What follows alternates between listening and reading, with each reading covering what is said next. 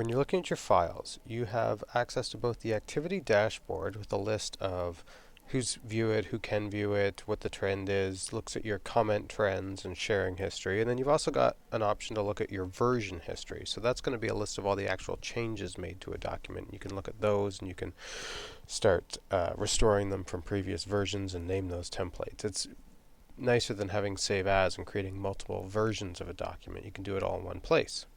So let's take a quick look at how that works. Here I've got a document up that has a bunch of different people who have access. I can see the trend in terms of how often we're viewing it and how many times it's being viewed.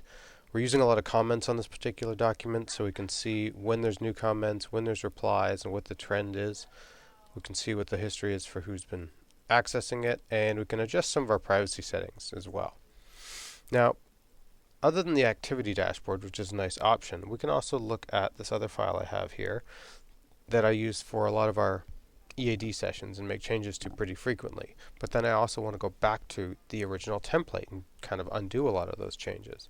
So when I come to the file menu here, and I get out of my own way, I'm going to be able to come across and, boop, there I go, hit that file menu, come down to the version history, and I can see the version history this way.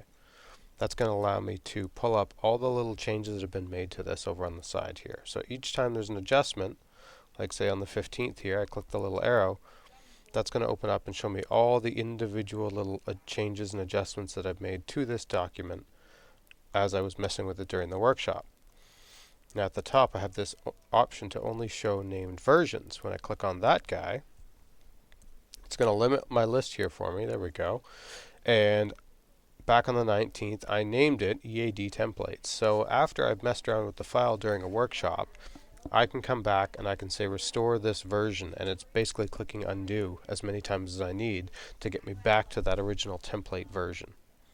Now if at any time, even though I've restored this a handful of times, and I can see that throughout my history here, right here, restored from November 19th, and then earlier restored from, and a while before that, restored from. So I've done this over and over again. If I wanted to see what the workshop on the 13th looked like, I could always click that and see what changes I had made along the way and what things I'd been doing to it. So I get to keep every version of this from every workshop, including the original template, all in one place.